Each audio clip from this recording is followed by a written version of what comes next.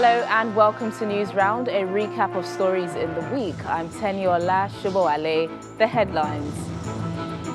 Nigeria takes delivery of 3.9 million doses of AstraZeneca vaccine, begins rollout of inoculation.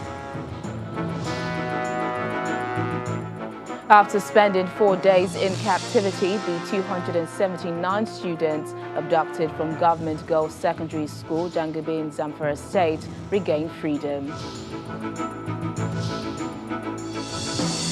Transportation of food items to southern parts of the country resumes as foodstuff cattle dealers end ban on blockade.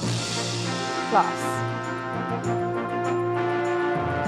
Ghana's President and First Lady received the country's first COVID-19 jabs publicly.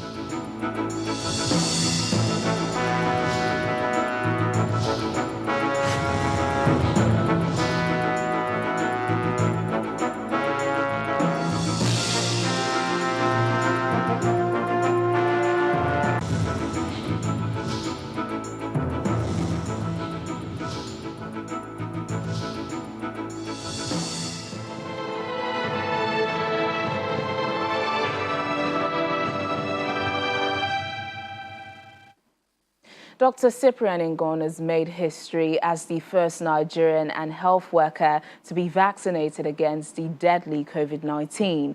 After him, 3 other frontline workers, all from the COVID-19 treatment centers at the National Hospital and the University of Abuja Teaching Hospital, also received jabs. Both the Secretary to the Government of the Federation and the Speaker, House of Representatives, who were part of the dignitaries that witnessed the event, appealed to health officials to ensure that every eligible citizen is vaccinated. The long-awaited Oxford AstraZeneca COVID-19 vaccine finally arrived in Nigeria on Tuesday and were received by top government officials in Abuja. Emirates Boeing 777 conveying the Oxford AstraZeneca vaccines arrived the Nnamdi Azikiwe International Airport, Abuja, just before noon.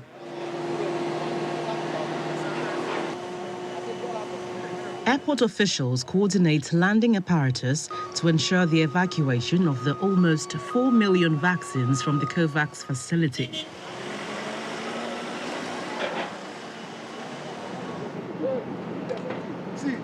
The consignment is handed over to the Secretary to the Government of the Federation, Mr. Boss Mustafa, who is accompanied by several members of the Presidential Task Force on COVID-19, as well as country representatives of various countries. He assures Nigerians that the vaccines are safe. If you fall into the category that will be vaccinated, make yourself available. It will do you no harm. Nobody is intending to kill anybody. This is for the good and well-being of Nigeria. In the coming months, more vaccines from the COVAX facility are expected in the country. We're expecting some 41 million doses of vaccines from the African Union, made up to 22.9 million doses of AstraZeneca and about 18.4 million doses of the Johnson & Johnson. Approximately 3.924 million doses from the Serum Institute of India is the largest single consignment to be shipped out of India, who was promising to bring another 100,000 vaccines to Nigeria. The consignment is shipped expressly to the National Cold Chain Facility for storage, while the National Agency for Food and Drug Administration and Control commences analysis ahead of the vaccination exercise. It is the official rollout of the Oxford AstraZeneca COVID-19 vaccine in Abuja, 72 hours after Nigeria took delivery of 3.924 million doses from the COVAX facility. Ministers of Health, FCT, leadership of the National Assembly, members of the Presidential Task Force on COVID-19, traditional rulers, and other senior government officials are here at the National Hospital. Few hours after the National Agency for Food and Drug Administration and Control certified the Oxford AstraZeneca vaccines for use in the country, the Presidential Task Force on COVID-19 is prioritizing frontline health workers in the initial rollout plan. They have fought hard to save us. They laid down their lives for us, and in the ICUs and treatment centers, they became our last line of defense. On behalf of the President of the Federal Republic of Nigeria, the government and the people of Nigeria, I salute our heroic frontline medical personnel for their professionalism and commitment to saving lives. It has been a harrowing past 1 year to helplessly follow the gradual increase of COVID-19 casualties in our country, especially among health workers in our midst, which was also depleting the human resource for health and making it all the more harder to tend to other people in need of health care. The Speaker of the House of Representatives underlines the need for a transparent process. We must not play politics with vaccine. We must not play politics with the health of our neighbor. We must be on the same page, whilst we also correct and do what you need to do in terms of your role in checking the government. Secretary to the Government of the Federation then officially announced the rollout, and Dr. Cyprian Ngong becomes the first recipient to be vaccinated against COVID-19 in Nigeria.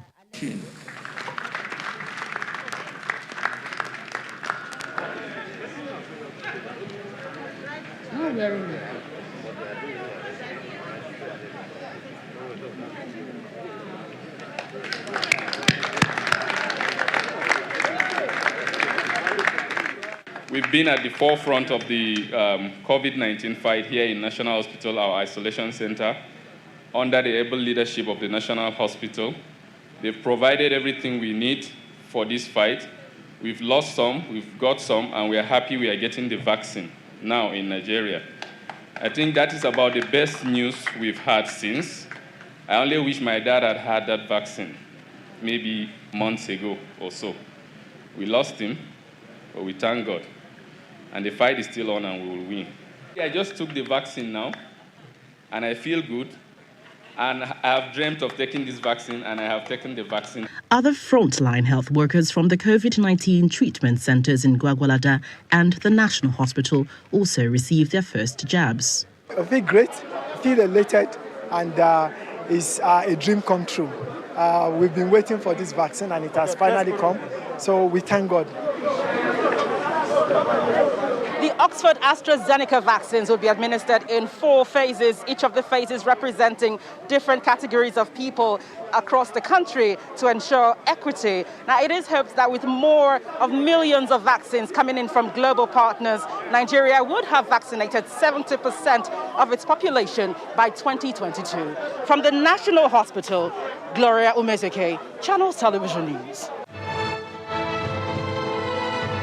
Security matters now. The 279 students abducted from the government girls' secondary school in Jangabe, Zamfara State have been released after 4 days in captivity. The Zamfara State Governor, Bello Matawalle, who received the girls at Gusau, says they were returned safely without any ransom paid.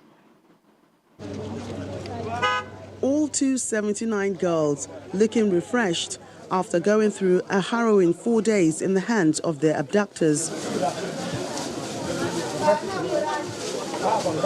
They were kept in the forest, barely fed by the bandits. According to some of them, they were forced to walk through the forest on their bare feet and only got some footwear when they arrived at the government house in Gusau. Governor Bello Matawalle and his top aides are on hand to receive them, and the governor offers some words of comfort. This is how God worked for us, because only God knows those that are behind this and their intentions. No matter what you are planning, God is planning ahead of you. They are immediately taken for medical examination, including COVID-19 tests, before reuniting with their families. For now, the government is considering a temporary adjustment of the boarding school system, One of the options on the table is to have only a day schooling system for all students. The school we are anticipating in hostile locations have already been closed long ago. I'm talking about the other 7 boarding schools that have not been closed, which this GSS Jangebe is one of them. So we are proposing to His Excellency to, instead of closing them completely, to convert them to day schools. Parents and guardians are already arriving at the state capital to pick up their wards. This is just a minor step back in the fight in ensuring girl-child education in the state and in the country at large. I want to call on parents not to be discouraged and not to give up. They should keep supporting their girl child to be educated. There have been similar abductions in the past, from the Chibok schoolgirls in Borno State to the Dapchi girls in Yobe State, the Kankara schoolboys in Katsina and the Kagara schoolboys in Niger State before this most recent situation. And many Nigerians hope that this will be the last of such incidents.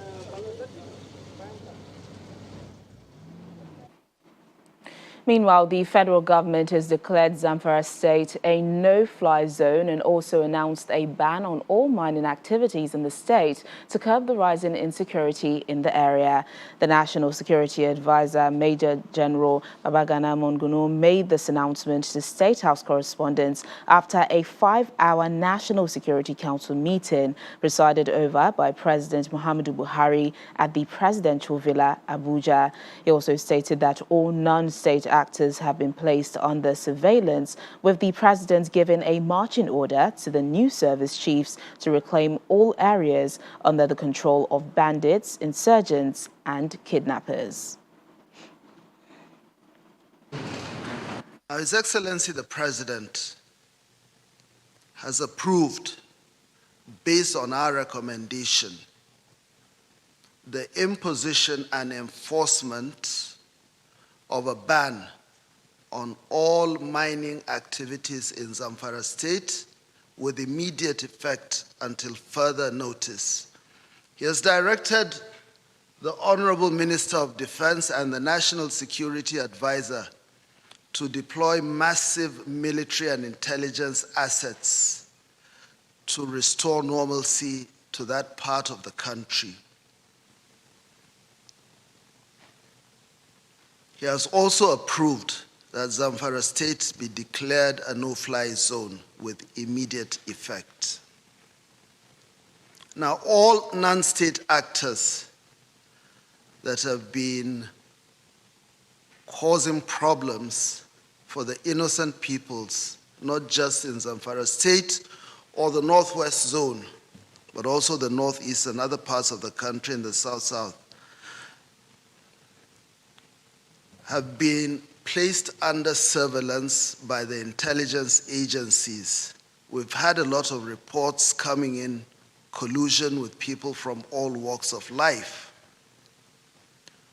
Therefore, both the defense and intelligence organizations have been charged that while we look forward to having a peaceful, non-kinetic resolution, we will not allow this country to drift into state failure. And with effect from today, the new service chiefs have been given directives by the Minister of Defense, conveyed by the President to the Minister of Defense, to reclaim all areas that have been dominated by bandits, by kidnappers, and other scoundrels and scallywags. Already the President has given directives to the military and the intelligence organizations to trail and flush out all the people that have been on our watch list.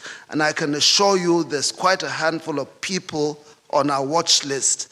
They will be trailed, they will be rooted out, and they will be brought to book, they will be prosecuted, and they will be made an example of. Transportation of food items to southern parts of the country resumes as foodstuff cattle dealers end ban on blockade. That's after the break. Please stay with us. Welcome back. Staying with security, governors of the northeast states have agreed to support community policing as part of measures to ensure that peace returns to the troubled region. That was part of the decisions taken during their closed-door deliberations at the forum's fourth meeting held in Bauchi State. In their opening remarks before they went into closed door, some of the governors recommended forging a common front, redirecting security strategies, introducing state policing as part of the solutions to the security challenges. Banditry, kidnapping and the unending terrorism ravaging the northeast are major concerns to the 6 northeast governors. Distinguished invitees, ladies and gentlemen. The same issue had been on the front burner at the previous meetings, but this 4th edition seems a time to face reality that has now dawned on everyone as the situation appears to be defying all solutions. Please put your hands together for His Excellency. The chairman of the forum and Borno State Governor opens the discussion. He feels the heat's more and wants a decisive action now.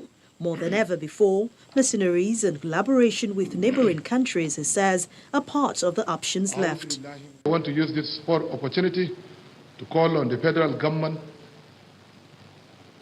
to seek for support from our neighbors, especially the Republic of Chad, Cameroon and Niger, with a view to providing a joint action that will look into the possibility of ending this crisis. Furthermore, federal government has to look into the possibility of involving mercenaries with a view to ending the insurgency. We should also look into the possibility of forming a security outfit within the ambit of constitutional precedent and operational feasibility, as has been done in other parts of the country. If and when we decide on a regional security outfit, the vigilante groups and civilian JTFs in our respective states may form the basis for the outfit.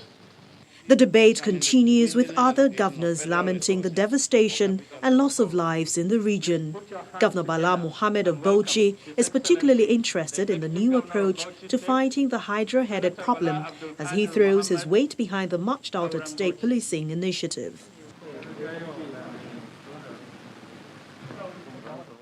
If we must be honest, the public opinion at the moment is that we have failed, that many of our compatriots have adamantly resorted to self-help. It's a measure of this loss and despondency. Short of playing the ostrich, we must accept the fact that an over-centralized internal security arrangement is an obsolete tool for tackling the monstrous life and death scenario playing out in our country, especially our region. When recently my predecessor as FCT Minister and contemporaneously brother Governor Nasir El-Rufai of Kaduna State advocated the creation of state police, I said Daniel had come to judgment. As it stands, the chicken has come to roast. I agree with Governor El-Rufai and other governors and leaders who have unequivocally called for it. If the call for the state police had been heeded, the mushrooming of all manner of security outfits would have been avoided. But it is better late than never.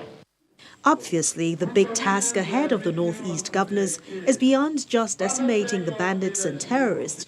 They have a mandate to ensure that they are totally flushed out for peace to return to their states and their people regain their livelihood.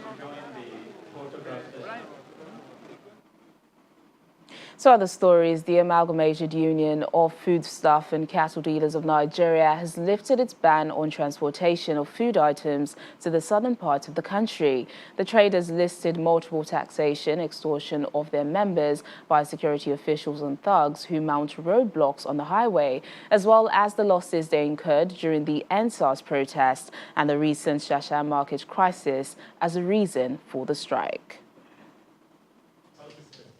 Governor Yahaya Bello of Kogi State, accompanied by former Minister of Aviation, Mr. Femi Fani-Kayode, lead a reconciliation meeting with the leadership of the Amalgamated Union of Foodstuff and Cattle Dealers in Nigeria, who suspended supply of foodstuff and cattle to the south a week ago.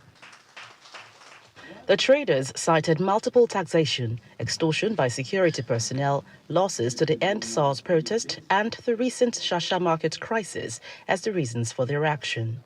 This is what had happened in the #EndSARS.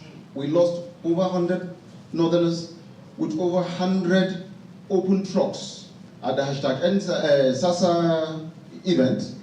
We lost another over 151 persons, with about another 70 hospitalized as I speak to you right now. Hence, the reason for why we embarked on no food supply to the other part of Nigeria. We should reflect on this. After listening to the traders, Governor Yahaya Bello then appeals to them to suspend the strike as he gives assurances of the government to look into the issues with the hope of addressing them soon. For you to give me the strength to be in their front and say, please, this is our demand, please answer it. And you know I'll do that. You have to do this one single thing for me. Please call off the strike immediately. We must shame these few individuals who wants to set Nigeria ablaze. We must not allow them. The governor then leads the union to the presidential villa, where they presented their demands to President Muhammadu Buhari. The association demanded that there are his members that were killed. They are requiring that compensation be paid. The harassment by law enforcement agencies on our federal highways be stopped. The extortion by all touts along the federal highways, especially from northeast or from the north to south, south, and southeast particularly, be stopped. The president of the union then announces the suspension of the strike. Already like what our governor of Kogi State say, yes, we agree to what is done, then we call off our nationwide strike. For the former aviation minister, this intervention is timely and has saved the country from a looming crisis. We thank God that once the governor was asked to do this, he acted within 72 hours and brought the matter to a resolution. And that is extremely impressive. And I believe that if only we could continue like this in national affairs on virtually everything, and we had this sort of strong leadership across party lines, across religious lines, across ethnic lines, our country would be a much better place, it would have a much greater future. So I have to commend him for that. The last 1 week of strike has no doubt brought hardship on farmers, traders, and other Nigerians across the country. The cost of foodstuff rose in the south, just as perishable goods waste away for lack of market in the north.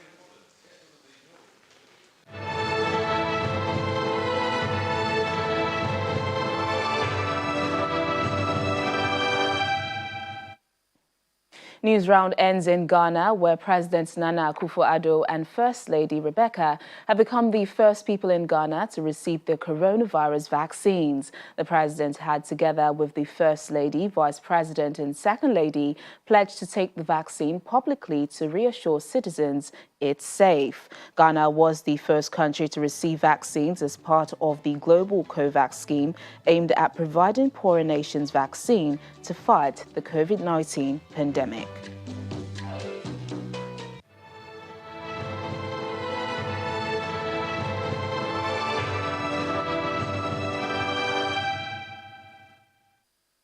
And that's News Round. Thank you so much for watching. I'm Teniola Shoboale.